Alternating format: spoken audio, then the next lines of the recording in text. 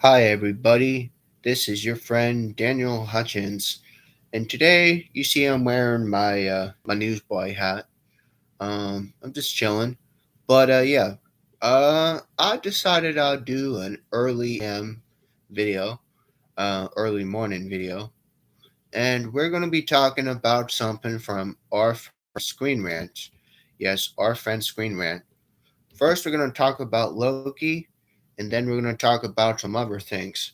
But first, about Loki first, we want to say Loki season 2 reportedly expected to begin filming this summer. Now, Loki has appeared to be back for season 2, as a casting call website has showed the film will begin filming the summer at Pinewood Studios in England. So they're going to pick up filming in England. Yeah, 3 hours ago. Loki Season 2 will reportedly begin filming this summer in England. The Thor spin off series featuring the God of Mischief was the Marvel Cinematic Universe's first deep dive in multiverse. This key concept drives multiple films and shows in Phase 4, including Spider Man No Way Home. But again, Loki, played by Tom Hiddleston, finds himself trapped in the headquarters of the TVA. For those who don't know, it's the Time Variance Authority. It's a group tasked with maintaining the order of time. Now, with the help of his friend Agent Mobius, played by Owen Wilson, Loki discovers alternate versions of his identity, introducing a female counterpart, Sylvie, played by Sophie DiMartino. Okay, the show's finale had Loki and Sylvie coming face to face with the creator of the TVA, a character dubbed He Who Remains, Jonathan Majors. Their subsequent face off eventually led to the breaking of the sacred timeline, sending the multiverse into disarray. Now, Loki season 1 ended with this cliffhanger, and a post credit scene showed the titular character case file, stamped with words Loki will return in season 2, if you guys remember that. Now, now it appears season 2 is getting ready to begin production. While neither Disney nor Marvel Studios has made official announcements of this, filming would reportedly begin this summer in Pinewood Studios in England. Now, according to casting call websites and magazine Backstage, this site also reported and casted is likely to be led by Sarah Finn and Krista Hussar, with Jacqueline Gallagher, Gregory Corn, and Laurie Shea, which are some names that are behind this. Now, as with most Marvel films and shows, the next season of Loki comes with a high anticipation cost, as many wait to see the repercussions with Loki and Sylvie's actions. Now, some viewers critique the Loki finale for seemingly creating more loose ends rather than tying this all together. But season 2 might provide more answers to these questions posed from season 1. Next season may include characters or references from Phase 4 films as well, though that's not told yet, it's yet to be seen. Now, interestingly, Loki was not referenced in Spider Man No Way Home, despite the fact that both plots were centered around the multiverse. So far, WandaVision has been the only Disney Plus show that makes a direct connection to the films of Phase 4. Now, if you remember, with Wanda appearing in Doctor Strange in the Multiverse of Madness, there are rumors that the character Ravonna Renslayer might make an appearance in Ant-Man and the Wasp: Quantumania, but nothing has been confirmed on this yet. For the most part, Loki's connections with the MCU's overall storyline remains a mystery, unless Marvel has some surprise cameos up their sleeve. Nonetheless, though, fans should expect Marvel to keep relatively quiet about Loki Season 2, their plotline, and other details, at least for the time being, because sometimes high profile productions even take on code names with titles and characters to avoid possibility of leaks or spoilers on the project.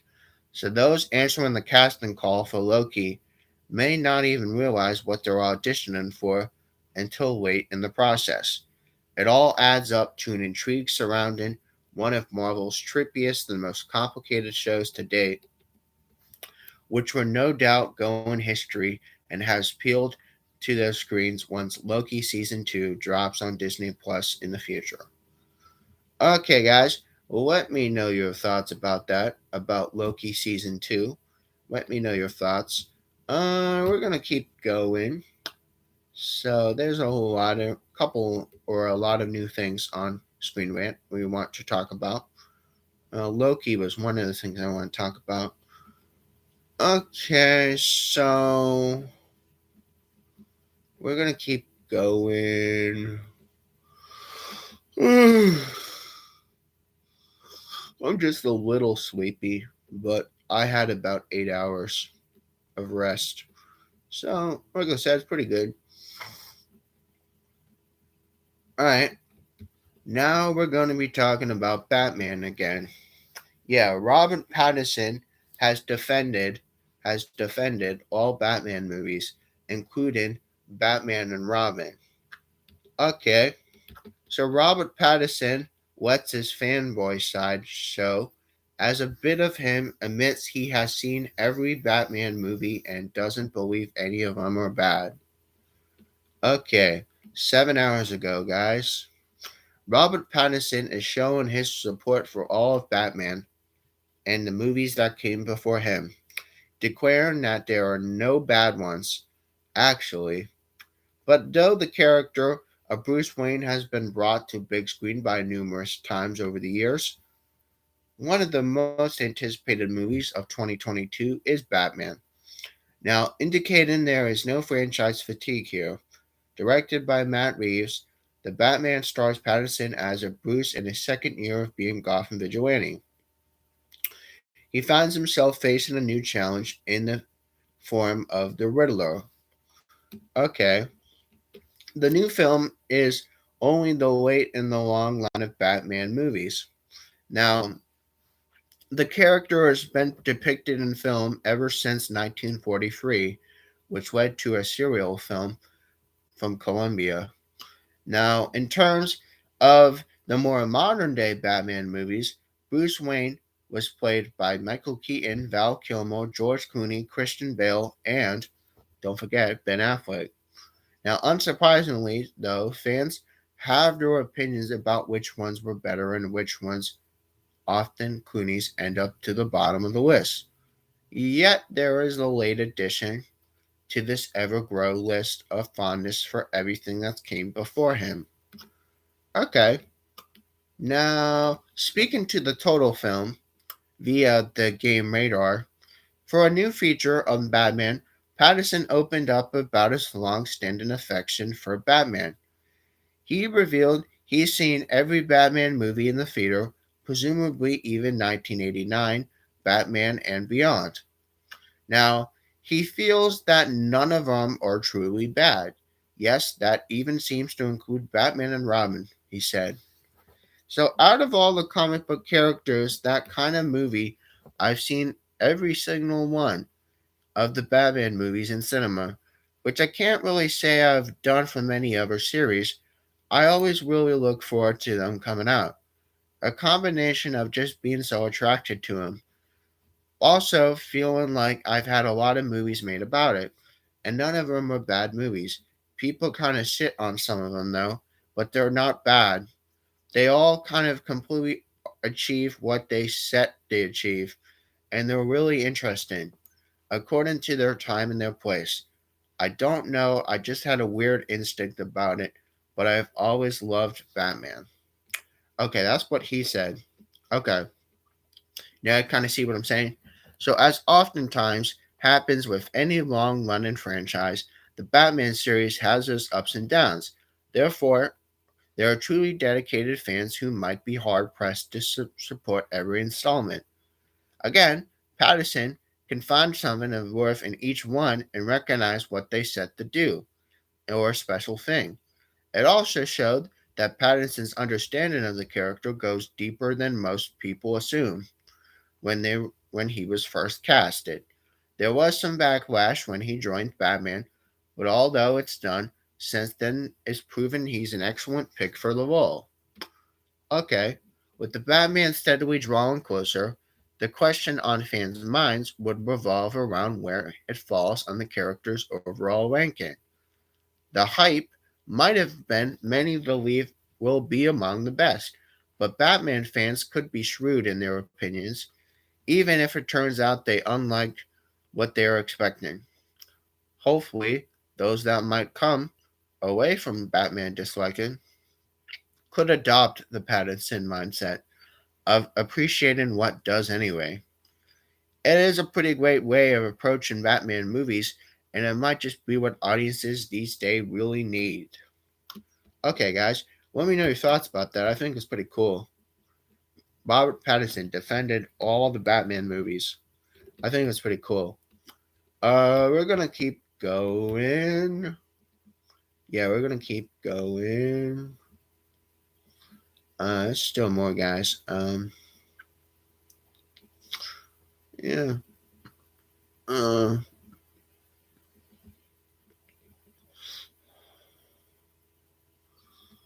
okay.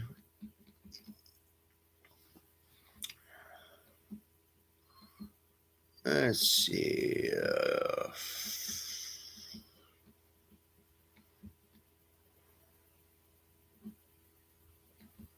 I'm looking. I'm looking.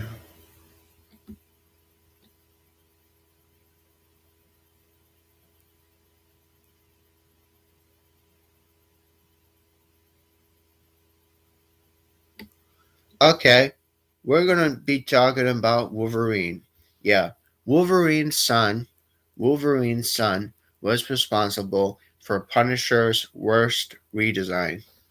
Okay. One of the darker areas of the entirety of Marvel Comics continuity is Wolverine's son. Now, Wolverine's son has became directly responsible for the Punisher worst redesign. Now, if you guys remember that, then kudos to you. Pat yourself on the back. But if you don't, that's okay. 10 hours ago, guys, Frank Castle, aka the Punisher, is one of the deadliest anti heroes of Marvel Universe. Now, even that it didn't save him from suffering the grisly deaths of the hands of Wolverine's son. Wolverine, yeah, he has a son, which launched the character's worst redesign. In one of the darker areas of Marvel Comics, Norman Osborn rose to power and created his own version of the Avengers, which were formed to carry out his evil demands. Now, one of the members was Wolverine's son, Daken. Now, if you don't know who Daken is, then go back and read some of his comics. Because Wolverine, yeah, he has a son. Now, who he was ordered to kill the Punisher, a task he had carried out to brutal perfection. Now, with the Punisher's death on the cards, it came as a widely hated redesign, one which gave life to the infamous Franken Castle. Huh, almost sounds like something out of a Halloween movie. Okay, so in Dark Reign, the list, Punisher number 1, Norman Osborn has put the Punisher on his kill list after the anti hero tried to assassinate him. Said the former Green Goblin has sent off his Dark Avengers to kill the Punisher. Wolverine's son Daken, when Daken had Punisher meet in combat, the battle was absolutely brutal. Now, the Punisher puts up a good fight though against the nearly unkillable mutant, but in the end, Daken's powers were more fierce and just too much for Castle. Daken stabs the Punisher in the stomach, hacks off his arms, and then finishes up by cutting off his head. Ooh, that is fierce, man. Fierce. Now, when Daken was through with him, he seemed as though the Punisher was gone forever. There was no turning back because Marvel already has made this happen. So, The publisher just got to get creative with the inevitable return. The solution to the Punisher extreme dismemberment and decapitation was literally sew the character back together and turn him into the Marvel Frankenstein monster. We know, Franken Castle. Ooh, yep. Now you kind of get that Halloween feel. Halloween. Oh, Franken Castle was created by equal part technology and dark magic.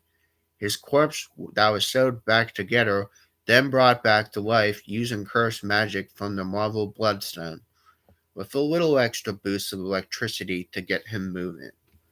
Wow, that's freaking weird. So Frankencastle's design was unique and creative while giving off a dark character with a supernatural edge. Unfortunately, no one wants to see the Punisher depicted in a Frankenstein way. It has betrayed what most have said was a popular character in the first place. Now, the Punisher is such a beloved character, despite his over the top brutalness, but because he's just a man without powers going against some of the most powerful beings of the Marvel Universe, making a Punisher a zombified supernatural version like a Frankencastle is pretty not well received with the fans. Now, Marvel quickly corrected its missteps with a hard retcon returning the Punisher to his pre decapitated former glory. Oh, wow. Now, with the launch of Frankencastle, the Punisher received a lot of hate and no longer being a character fans were in love with. Now, the hate was misdirected, and the real cause of his weird design was the fact that Wolverine's son was responsible for murdering him, and it therefore was responsible for the worst redesign of Punisher in history in Marvel Comics. And no, he doesn't get enough credit for this. Okay, guys, so let me know your thoughts about that. I think that's pretty creepy. Pretty creepy and pretty trippy, if you ask me. Okay, we're going to talk about one more thing, and then, well, my computer has an hour and 28 minutes to charge. Okay, we're gonna do one more thing. We're gonna do one more thing. We're gonna do one more thing. I promise. One more thing. We're gonna do one more thing. One more thing. We're looking. We're looking. We're looking. We are looking. Yeah, we are looking. I might turn on some TV soon after this. Na, na, na, na. We're looking. Okay. We're looking. We're looking. We're looking.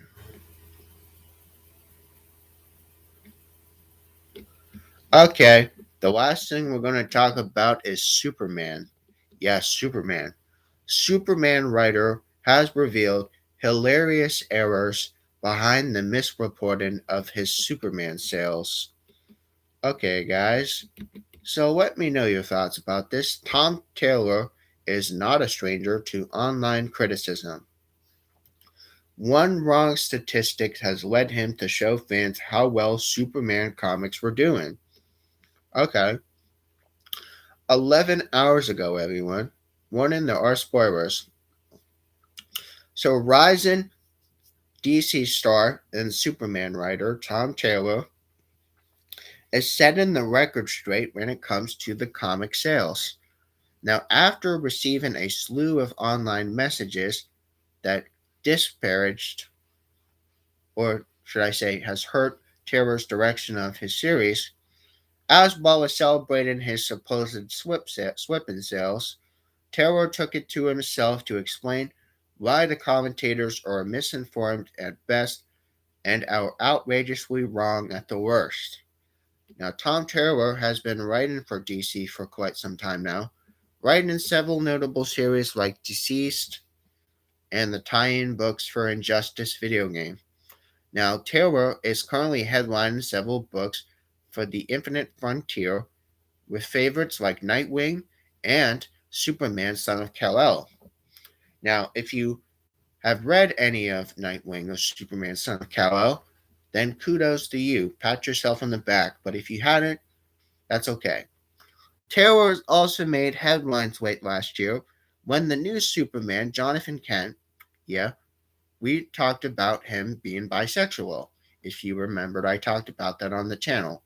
Now, despite its welcome reception from fans, Taylor has received pushback from various sources criticizing the comic book direction.